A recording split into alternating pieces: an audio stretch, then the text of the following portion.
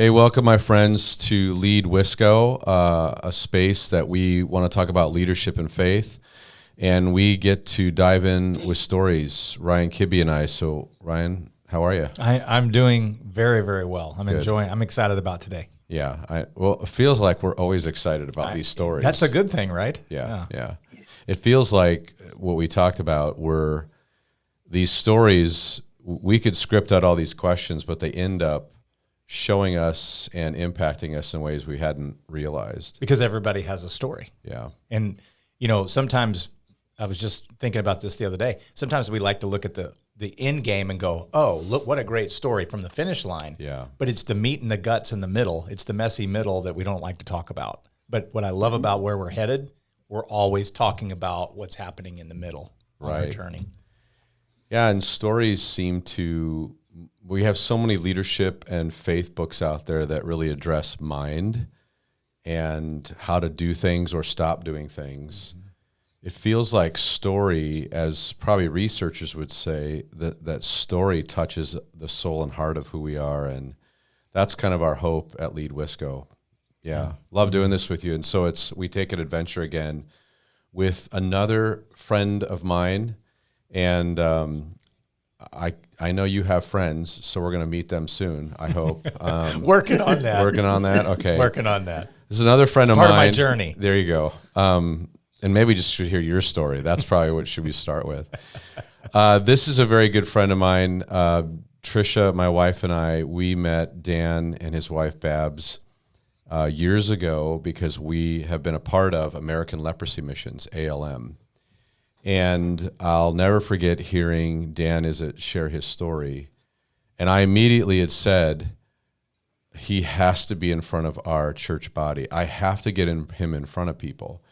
And it wasn't because it was like, oh, he has this great wisdom to impart. But when you see somebody living out our faith story, the gospel, it's so profound. So I'm super excited to introduce to Lead Wisco and you, Ryan. Everybody welcome my friend Dan Izzett. Hey, Dan. Yay. Good afternoon. Good to meet you all. So Dan, you're seeing us from, this is like a big deal for Lead Wisco. You're our first international guest first international guest period. And where are you calling us from?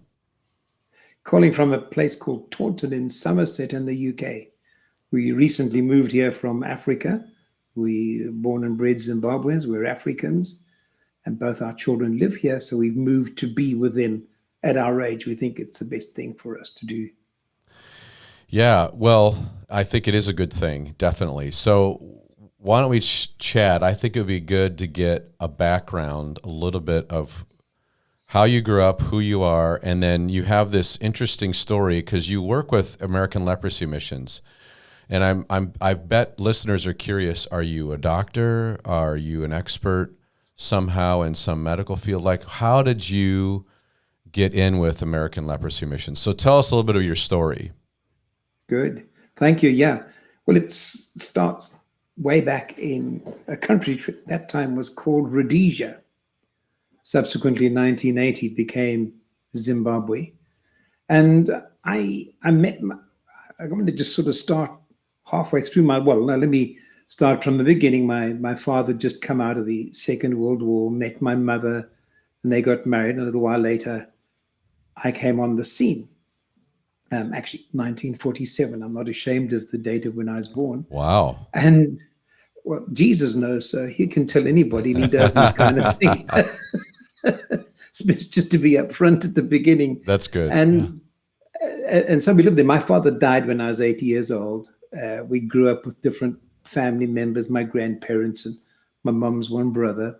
I have a brother as a sibling. And we just went through the workings, through school, college and that, and went into civil engineering, which I loved. And I think it was just this morning we were driving around town somewhere and I heard a bulldozer scraper moving, and I said to my wife, I said, listen to that, that's music to me. And I was in a town called Rusapi and building a big dam there. holds 65 million cubic meters of water. If that means anything, it's a lot of water. And one evening I decided to go off to the hotel for a drink. I was in a bad place with serving God. And I met my wife. Now, that was on the 16th of October, 1969 at 8:47 in the evening. Well, by Christmas in 69, I proposed to her. And we got married on the 15th of August, 1970. Now, that's 51 years ago now. That's love. That's love if you can remember all those details, I'm telling you. She's worth it. She's worth it. Yeah.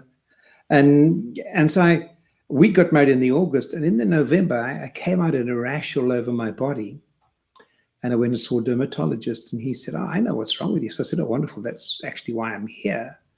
And he said, "You've got syphilis." Well, when you've been married from August to November and you've got to tell your wife this, it kind of causes a lot of anxiety, I think, to say the least.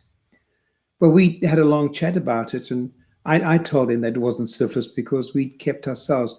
There was one promise we'd kept to give to the person we'd spend the rest of our lives with, and that was our virginity. And so the indication was that we'd messed around a little bit. Well, they took the test, and the test came back positive. But between my wife and I, we had discussed the situation and decided that we were both honest to our words.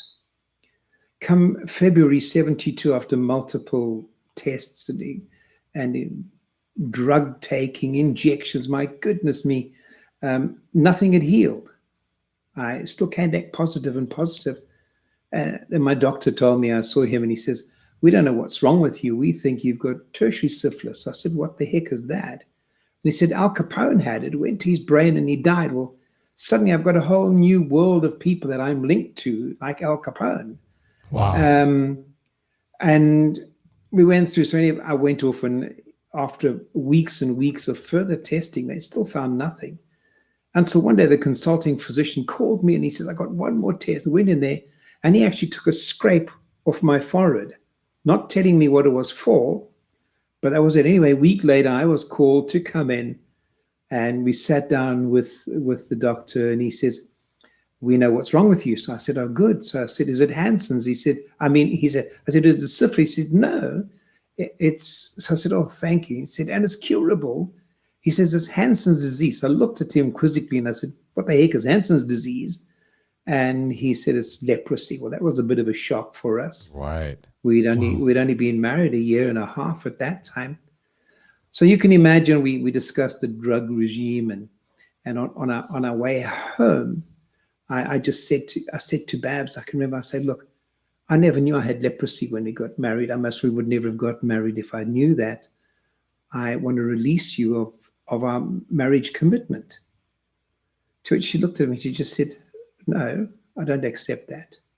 I love you. I married you for love. And we stood before God and man and made a promise until death us do depart, not leprosy."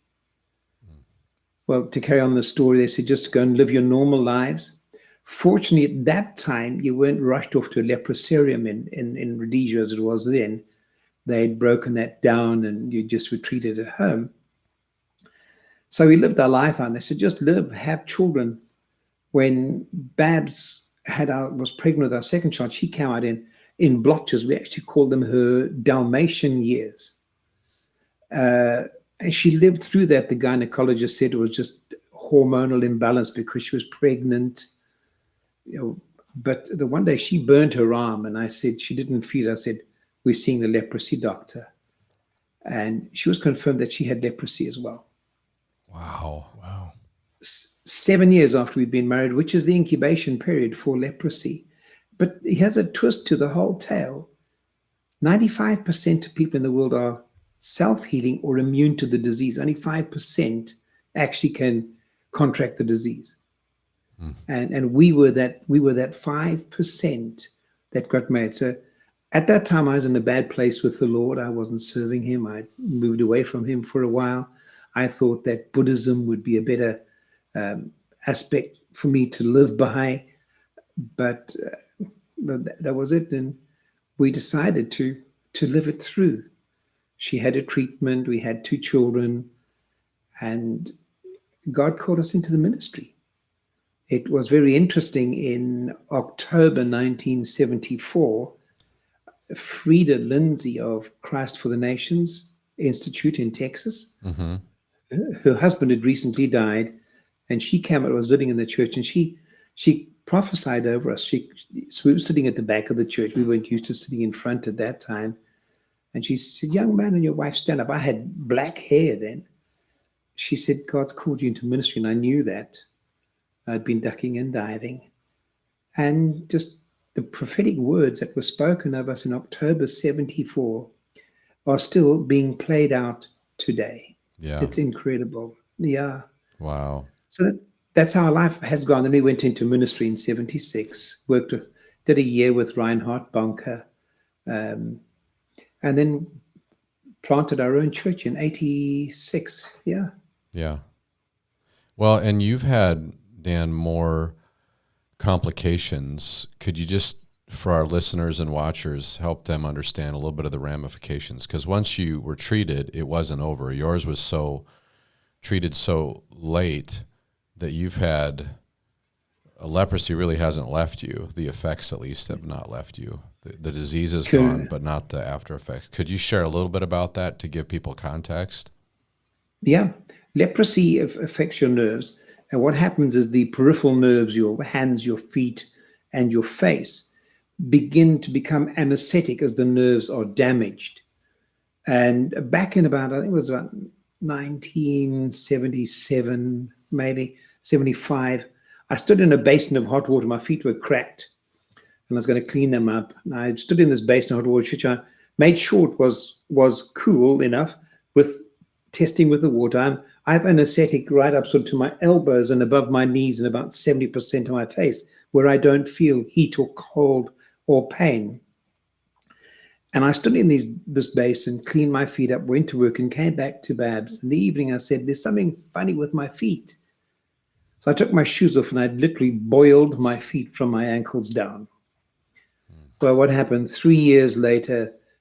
Well, an infection set in after about 9 months into my right leg. 3 years later, I had my right leg amputated. So this year, it's 41 years that I've had a right leg amputation. I still don't feel. That is the effects of the leprosy. You don't reverse the effects of the damage of the disease. But it was interesting, just before we moved to the UK, about July last year, I leant on a hot plate and I burnt my hands on the outside here. Well, eventually when I got to the UK, as can be seen here, I'd have a finger amputated. It had just gone off. Yeah, so that's still the effects of leprosy. But then working back, I must have contracted leprosy around about the age of 5. Wow. So you have, Dan, in most people, if they were to say, if I were to sign up for adversity and pain and suffering and loss, I don't think anybody would tick the box that you got, saying, "Oh, I'll take a little bit of leprosy and all the pain and nerve issues that you've had throughout your life." Now, you do have some great stories that are fun and funny in the midst of which you could totally share. I would love those. I do want to ask and kind of get us rolling. So how has your faith in this story informed you about leadership? So we have really kind of 2 topics we dive into in these stories. We want to know what's informed your leadership. So our mistakes, pain, part of your story has done that. And obviously your faith has informed leadership. There's some people leading businesses, leading homes, leading in a lot of different environments. Can you help us understand what are some of the things in your early life or even just recent life that have shaped what you think what it means to be a leader? I can remember I went to college, did my civil engineering technician training. I then joined a construction company, the biggest dam building company in our country. We don't swear online. We don't swear online. You said the biggest dam company in the biggest company that builds lakes, There you go. the dam walls. And by the age of 22, I was running this multi-million-dollar project. Wow. So it gave me a big head. Honestly, I became engrossed with myself, leading men, leading loads of people, being in subcontractors, running them. And that flowed through my life for a few years until I was diagnosed with the disease. And what it brought out to me that I wasn't invincible. It brought the reality of being human to my life. I tried to understand people from a position of pain. Leprosy builds shame into your life, so you can't be open all the time because it creates shocks in people's lives at that time. And that actually moved me out of that position. And I went and took an extremely menial job. I worked for a company that was putting up concrete walling around houses because the pressure of the leadership of my physical and emotional things that I was running through was pretty tough. And the only thing I could do was step down out of that position. The company I worked for went into liquidation very quickly. It was a real crooked fellow that was running it. And then I joined the municipality, the city of Harare council. I wouldn't know what your American term is for that. And it was a whole lot easier. But somehow God moved me through pretty quickly, and I got to some very senior positions. As the city engineer told me, and he says, we're giving you this position, but you're 10 years too young for it. So I've had this position where I've been in leadership positions all along. I've been through the position where I thought I was a big deal. I don't know if you use that term at all. But just somehow God was calling me back and trimming me back without me even realizing it, that God eventually gets us to the position where he wants us. Well, I moved up in the city council to a good, strong position, senior technical officer for the whole of the city, which was quite a big city at that time, still is a bigger city now. And God drew me out of that into ministry. From organizing these youth jobs, I was down to the pastor. I was doing a discipleship course with the pastor. And he said, well, please, there's 50 people for a meeting. Will you make sure everything's sort of set up? And I'd go and set chairs out. After arranging huge jobs, I'm setting chairs out, which I think set me up for when I came to lead a church. The key thing, first of all, for leaders, which I've learned, is number one is humility, which I still lack so much of. But there is always somebody who knows better than you. There's always somebody who needs to be loved more than you. There's always somebody who needs a hand on the back before you give yourself one. So I think from leadership, I have learned just to be totally, let's submit. Where you have to submit. Where you have to lead, you have to take leadership. But once you fulfill that leadership, you've got to learn to step back and let those ones that have come up behind you, that you've been discipling along in one way or another, to step into the place and run with whatever it is. Training up of elders, that has always been a difficult job. When I planted my own church, where I felt God led us to, was just in a little tiny town. CBD was 3 streets by 3 streets. But God placed us there, and in the 26 years that we were there, we built a house, we built a church. God gave us great favor in the town. We planted 13 churches from out of our church. Then there was huge political mix-ups in our nation. And the structure of the church as it was then, or the face of the church, changed completely. By then I was going to have a second amputation. God God moved us out. But I think when I learned, then I moved to a church, and we looked around for a church for ages. And God led us to a church that was just very kind to us on one of our visits, and we felt to stay there. And it was just such a blessing just to be able to serve the church leadership. Wow. Your story is such a descent from like cultural success down to cultural to say, you really got small. So I appreciated his story because, you know, obviously, Troy, we like to read the Bible. It's part of what we do. Mm-hmm. But Jacob wrestling with God comes out with a limp. And what I'm hearing from him is some of this was his limp, but limps don't go away. Yeah. But at the same time, he was able to lead in a way where there was exponential growth for the kingdom of God that came out of that. I'm just curious, what exactly is your leadership limp? Not being able to do it properly. Give us more texture. Tell us more. Expand it. Jacob walked with a limp. I was working with a group once where they said, never trust anybody that doesn't walk with a limp. Because there needs to come a place where you are broken when you realize that whatever input you can put into people is limited. And then beyond that limit that you can take them, particularly the position where God has put you, faith has to take over. You have to trust that what you've done is enough for God, for the Holy Spirit to deal with and grow that person to the place where he wants them. That's good.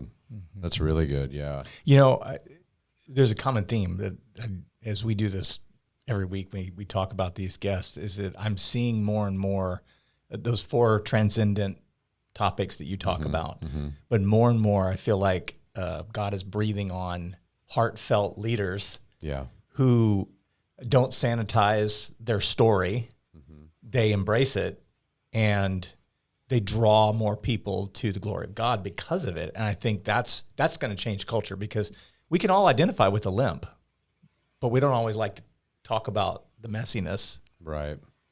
But some of the most transcendent stories we've heard so far are the people who've embraced that and said, this is what my faith did in the midst of that. Dan, any mistake in your leadership that you would point to that was either a great learning lesson or a turning point for you? Any big, like, I learned a lot out of that mistake in my life? I think the best thing that I've ever learned is that I don't know everything. The age-old story that I've heard and used and seen other people use is before I had kids, I had 10 points how to grow kids. Mm-hmm. Now that I've got grandchildren, I've got a few ideas. Mm-hmm. And I think as leadership has developed through the years, as discipling others at all multiple levels, I started having church leadership positions back in 1975. I preached my first message in about 1962, 63. So I've been involved in this game for quite a long time. And just putting into people, knowing that you are a broken vessel. And I think the big thing also, believing doesn't mean you've got experience. Just for an example, there are loads and loads of Christians that believe all the work of the Holy Spirit, but have never physically, emotionally, spiritually experienced the work of the Holy Spirit. Mm. But they believe everything that you read in the Bible. Oh yeah, it's there, but. And I think with leadership, you think you've got leadership, but until your knees hit the ground and you've scuffed your knees and cracked your knuckles and realize your absolute shortfalls, can you move ahead? So it sounds like you're saying you've had several times where you made leadership mistakes and realized your weakness. Would that be correct? Absolutely correct. And I think one of the biggest things that I learned as a leader is not looking after the people that were underneath me. I took more priority in reaching out than first building in. Ooh, that's good. That's good. Can you expound on that more? Yeah. One of Babs's cousins, he's a minister in a church. And I was just visiting. He's also got one leg. Great guy. We've come through a lot of things as we worked through life.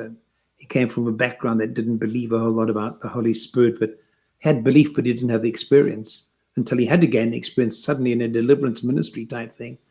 And I asked him, I said, Rob, how do you work with your people? What do you pay your staff net?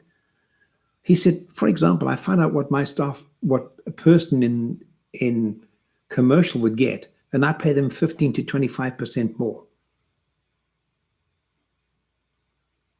It shocked me. Because we expect people in ministry to live by faith. So you know what happens so often? We hire people that really find it difficult to make it in life because they come with an easy number. Yeah, it's easier to find security sometimes today in ministry jobs than it is to step into a surrendered, sacrificial, faith-driven life to provide. Yeah. Mm-hmm. Mm-hmm. And you and Babs are kind of living that now. I mean, you're still a part of ALM. You're doing work in European, some of the UK stuff with European leprosy missions. The leprosy mission head office is in London. Yes, I do. USA with ALM, I do the leprosy mission here, England, Europe, quite a bit in Europe and that, yeah. And there's no guarantees. So from as long as I've known you, it's kind of like, well, we'll see what we get around the corner and how it works out. So I'm always fascinated how much of your life has been lived on not knowing what's around the corner. It's the only way to do it. When you feel God has spoken to your heart, you then have to put that into action. And faith without works is dead, as it's written in the Word of God. And I was very challenged with a great mentor of mine, a fellow that now lives in Jacksonville in Florida, David Wins. We would challenge each other, or he would challenge me. Unfortunately, he would get under my skin on this one. He'd say, what is your faith project for this week? What is your faith project for your life, for your family? And so we've always had to build into our lives a faith factor. That's good. Mm-hmm. Take the easy part, which is easy to cover, whatever it may be, and build a faith factor into it. Eliminate 15%, 20% of what you can do, or stretch yourself to go beyond and trust the Spirit of God to take you to a new place. Well, that's good. I wanted to circle back something you said. You said about building inward instead of focusing outward. Like the way I took that as a pastor, I'm thinking, well, evangelism's good, for us. And I don't know that word's kind of overused, but I think reaching out is good. However, I really appreciated what you said. You said I needed to build within. The way I heard that is building, in our terms, disciples, but more so a culture. If we use it in a context of business or family cultures, in terms of building culture, did I hear that right? That you really put a lot of time and energy as a leader in setting the culture first. That's when things began to shift. Did I hear you right? That's correct. Yes, because in what you have surrounding you people who are committed to what you're doing. You're committed to who they are, and you're committed together to move ahead. You move ministry out of a job to work. Now, there's a difference between a job and a work. When you have a job, you wait for your paycheck at the end of the month. But when you work, your heart is there. The Bible says, if a man will not work, he will not eat. So what happens? People are running around looking for a job, And people come to ministry looking for a job, whereas they should be going, how can I work for the Lord? And until we have our cultures balanced out in that area, we're going to lose out on their hearts, because that's the whole thing's the heart matter. Eldership, leadership, evangelist, whatever it is, requires to work from the bottom of their heart, to work, not have a job. And sometimes people are just in ministry for jobs. So how did you onboard people that way? Because to me, in my terms, I would say there's a difference between a hireling and a son and daughter of the faith, a Paul to a Timothy or something like that, where there are people that have captured the culture of whatever it is that God's asking you to build, a business or whatever. How did you vet people to onboard them into the mission for your specific culture? Where we grew up in Zimbabwe, we had a very mixed culture. It was interesting. It was, in this day and age, it's pretty hard to say what I'm going to be saying, but I need to say it. Here was a white guy, a Caucasian in a black church. And sometimes our cultural practices are just so different. There's nothing wrong with cultural differences, nothing. I think it's actually essential because it adds spice to living, to realize that outside of your little closed circle, there are people that do things differently and think differently. And what it is incorporating ideas and allowing people to be who they are. There is a tuning which you have to do as a leader to bring them in line with what you feel God is saying, for them to bring you into line what they think God is telling you, and amalgamate the whole lot together and become this conglomerate which moves the kingdom forward. That's good. Yeah, I think one of the questions I would have, Dan, you're setting a precedent, and it seems like we're trying not to do that in this podcast, so I want to see if we can reconnect it. Yeah. What we're talking about a difference between a work and a job. Really, if I'm a Christian and I'm running a business, don't I want the same thing? I want people's heart for God, whether it's assembly line, whether it's building dams, whether it's construction. Wouldn't I want the same thing? Could you talk a little bit about that? Yeah, that's a good question. Yeah. The best way to impart that is to give them your heart. I think when people understand your heart, the thing that makes you work, and we had to do this with leprosy. We never told our story for 28 years. It was wise for us to hide things because of the stigma attached to the disease. But the minute we shared our hearts, literally the moment we shared our hearts, the morning we shared our hearts, the hour we shared our hearts, we got the hearts of everybody else. Does that answer your question? I think so. I think what we're saying is no matter where God's placed you to lead business in the marketplace, is it, leading a nonprofit or leading a church, the principle's the same. Give your heart to your culture. Yeah. And don't just do a job for a paycheck. Make it the work that your heart's invested in. Yeah. Yeah. And it was your humanity too. I mean, that drew people in to follow your lead. The leprosy, the fallout from that leprosy, if I'm hearing you right, was actually what was used for harm, God used for good, and drew people in as a limp that you were able to cast vision from that place of heart, and you overcame the objections of the mind and fear of people surrounding the stigma. You called it the stigma. I think that's amazing. I think that sounds just like God. Well, sharing your story is so profound. And I think, Dan, what I'd love to hear, because you have had, we've got to put this on this time, because you got to tell me. So we have had Dan speak a couple times. And so Dan plays a little bit dirty with some of his disability. So Dan tries to step on stage and everybody knows he's missing, he's got a prosthetic leg, and he trips intentionally and goes, whoa, which has the whole place like, oh my gosh. So shock value. Yeah, he's a bit of a prankster when it comes to that. So I think I would love to tell the story about the bus in the UK and your leg. I love that story. You got to share that. Yeah. Because I have a prosthetic leg, you can't shower with a prosthetic leg. So you're spending your time on your knees in a shower and that. And so I had my prosthetist make me a leg, which sort of fitted up, big socket with a 2-inch steam pipe as the leg.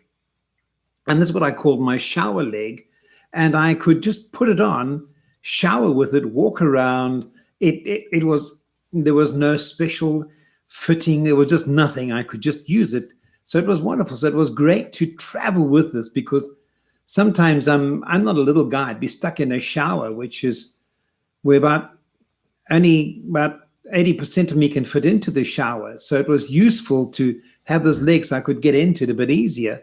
And I would strap it on my back. So I'd have this thing which is 3.5 foot long, strapped on my back, and a pink top, and with this reddish rust paint put on the end, and a big rubber bung on it. And that caused a stir in its own. But anyway, we were traveling back from where we are now. We were going back to Zimbabwe. And we got on the bus, but just close by to where we live is a place called Glastonbury. If anybody knows anything about Glastonbury, it's a place where it's weird, witchcraft all over the place. And they have huge rock festivals, the Woodstock of the UK, should I say. And there were just literally 10,000s of people just going home back to London on that day. Well, the bus was late. We were meeting, my wife and I were going to go across to the other side of London.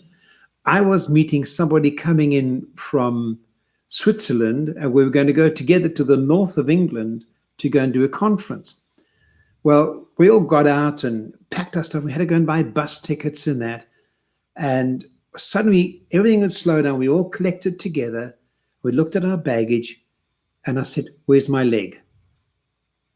It was gone. So Babs, my wife, rushed off to where the bus was parked. Now, all the traffic is jamming into Heathrow Airport, rushes back there and bounces into this bus and looks at the conductor lady, who was an Asian Indian, and said, "Have you seen my husband's leg?"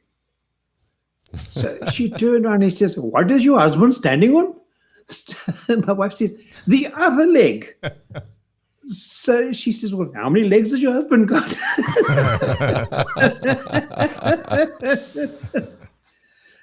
So that was just a scream. So anyway, we flew out. I contacted the bus. Now the bus station head office is in a place called Penzance, right at the southwest corner of the UK. So I phoned the guys up when I had a chance. I said, "Have you, by the way, got this leg?" And they said, "Oh, yeah, we've never had one of those before, so there's a good chance of that." So I said, "I'm coming back. I'm flying out. Will you please send it to the airport?" Got there, it was gone.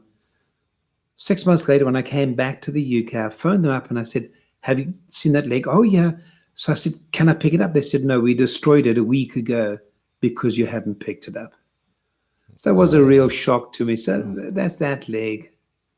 But Troy, you know this one, don't you? I know. You got to tell that story too, which it's going to be great for our listeners and watchers. This is another one.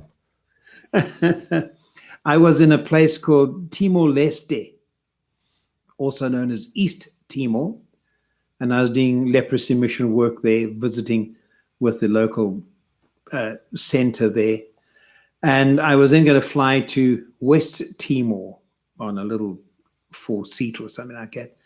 But anyway, I arrived at the airport. I was all packed up. We arrived at the airport, and they said we don't have everybody. The plane's not full, so we'll only fly tomorrow. So they put me in the best hotel in the town.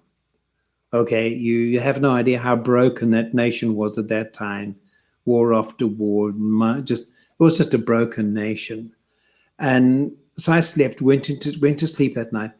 And during the night, I heard the fitting from my one-legged silicon socket roll off the bedside table and fall on the floor. So I said, oh, that's funny. Why would it do that in the middle of the night? Anyway, went back to sleep. But then next to my bed, I had my bag. And in my bag, I had peanut bars, toffee peanut bars. And in the middle of the night, I heard something scratching in my bag. And I said, I know what it is. It's a rat. So I reached down and I put my hand on the light and I lifted up my other hand and I was getting ready to give my best Babe Ruth swing and put the light on at the same time. So bang, this highly coordinated move takes place. Bang, and I hit my bag, put the light on. And this rat about 9 inches long just shoots up the wall under the curtain. So I said, we have rats in Zimbabwe. Well, so what? I'll just go back to sleep. We live with them. So I woke up in the morning, sat up in bed, and looked at the sheet, and there was blood all over my sheet. So I thought, oh, maybe I just nipped my arm on the cupboard or something like that. So I looked over the cupboard, nothing there. Thought there was a spring coming out the mattress, nothing there. And I sat there, wow, and I wondered. And then I reached down and felt my elbow and pulled my hand out, and there was just blood all over my hand. So now that was really bad. Now I've seen blood, okay, my own blood. So I got off the bed in my knees and crawled over to the basin and washed my hands in the basin and looked up in the mirror, and there were marks there. Oops, where there? There were marks there, and you can still see some marks of where a rat had eaten me during the night. Yeah. Oh my goodness. Oh. You don't want to. Nobody wants to laugh in the room. They're all so nervous. It's so gross. Oh my goodness. Listen, I can sit here all day. I've been enough with Dan where some of his stories are like, what? Wow. I want to wrap up with this because I think this would be, I want to turn because some of what you've gone through in your life, sometimes I think when we face adversity, especially this last year, people go, oh, I have it so bad. One of the things I love about you, Dan, and your wife, Babs, there's this inner peace and joy, even though some of these things have happened to you and the things you guys have suffered is like, there's still this amazing joy. Could you just offer some closing for people that may have a faith, may not have a faith, but are just struggling? They're working through pain, they're working through illness, they're working through COVID, loss of family, because you guys have seemed to have a different drumbeat through the midst of a lot of hard stuff. What would you say, Dan? I echo the words of Paul. His grace is sufficient for me. Our Christian walk must be spiced with faith, hope, and grace. The minute we take those away, our life becomes a bland Christian life. And that is what drives us forward. I think it was Wilbur Smith, an author, wrote a book called Shout at the Devil.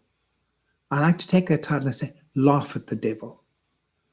And sometimes we have to look adversity in its face and say, I've had enough of you, and just laugh at it. When we see it from that perspective, laugh at adversity, no matter how hard it is. We aren't always good at this. There are times when we are down, we have to fight our way up and come out on the other side. Sometimes it takes a month, sometimes a week, and sometimes it takes 2 years to come out of something. But you know what? Laugh at life. His joy is my strength, and his grace is sufficient for me. Wow. I I want to respond to an altar call to that. Right? Yeah, no that kidding. was awesome. That's so true. I've Amen. always told Dan too. I said, you see these movies where someone takes a rental car out and then they bring it back and everything's falling off it and it's destroyed. Dan and I have laughed. He's going to get to heaven pretty much with the rental car pretty used up, right? Dan, I mean, all the stuff that you've gone through, oh my gosh, and you're going to turn that car and go, well, God, I used it up 100%. Sure. Yeah. Then you get your Ferrari upgrade, so that's Yeah. awesome. That's awesome. Dan, so appreciate you, both Ryan and I, and the Lead Wisco watchers and listeners, just for sharing. And well, Amen. Listen, my friend, we love you, we thank you, and thanks for being a guest on Lead Wisco. Hey everyone, thanks so much for listening today. We hope you were inspired by Dan's stories and his perseverance, and encouraged to lean into your leadership limp and live your life without knowing what's around the corner. If this episode was helpful to you, we'd be so grateful if you subscribed or followed us, left us a review, or shared our podcast with someone you think may benefit from it. If you're looking for more leadership content, check out our social media. We post snippets of these episodes, leadership development resources, and more.